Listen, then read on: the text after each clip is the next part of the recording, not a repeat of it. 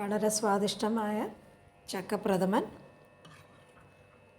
സദ്യയ്ക്കോ അല്ല ചക്ക സീസണിലോ ഒക്കെ നമുക്ക് എളുപ്പം തയ്യാറാക്കാൻ പറ്റുന്ന ഒരു പായസമാണ്. എങ്ങനെ തയ്യാറാക്കുന്നത് നോക്കാം. ഇതിനായിട്ട് ഒരു 1.5 കപ്പ് ശർക്കര, 1/2 കപ്പ് വെള്ളം ഒഴിച്ച് ഉരുക്കി വയ്ക്കുക. ഇന്ന് ചക്കപ്രഥമൻ തയ്യാറാക്കാനായിട്ട് ചക്ക വരട്ടിയാണ് എടുത്തിരിക്കുന്നത്. ചക്ക സീസണിൽ നമുക്ക് ചക്ക വരട്ടി തയ്യാറാക്കി ഫ്രിഡ്ജിൽ 1 വർഷത്തോളം സ്റ്റോർ ചെയ്ത് വെക്കാനും പറ്റും. ആവശ്യമുള്ളപ്പോൾ ഇതുപോലെ നമുക്ക് ചക്ക വരട്ടി വെച്ച് തന്നെ പായസം തയ്യാറാക്കി എടുക്കാം. ചക്ക വരട്ടിയുടെ മധുരം അനുസരിച്ച് ശർക്കരപ്പാനി ചേർക്കുക. ഇപ്പോൾ 2 കപ്പ് ചക്ക വരട്ടിയിൽ 1.5 കപ്പ് ശർക്കര ഉരുക്കിയ പാനിയാണ് ചേർത്തിരിക്കുന്നത്.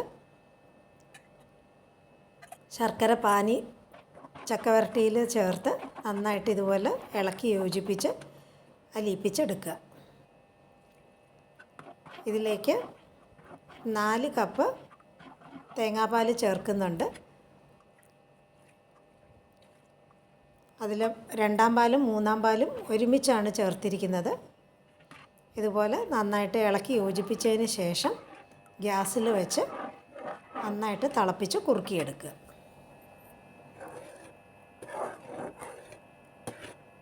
ഇപ്പം 3-ാം പാൽ ആദ്യം ചേർത്ത് കുറുകിയതിന് ശേഷം 2-ാം പാൽ ചേർത്ത് കുറുക്കിയെടുക്കാം.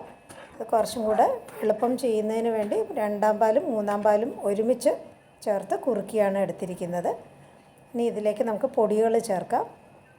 ചുക്കുപൊടിയും ഏലക്കാപ്പൊടിയുമാണ് ചേർത്തിരിക്കുന്നത്. ശകലം നേർമയുള്ള പാലിൽ കലക്കി ഇതുപോലെ ഒഴിക്കുകയാണെങ്കിൽ കട്ട തട്ടാതിരിക്കും.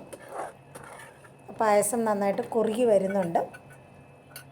ഇതിലേക്ക് ചുക്കുപൊടിയും ഏലക്കാപ്പൊടിയും കൂടെ ചേർത്ത് ഒന്നും കൂടെ തിളപ്പിക്കുക.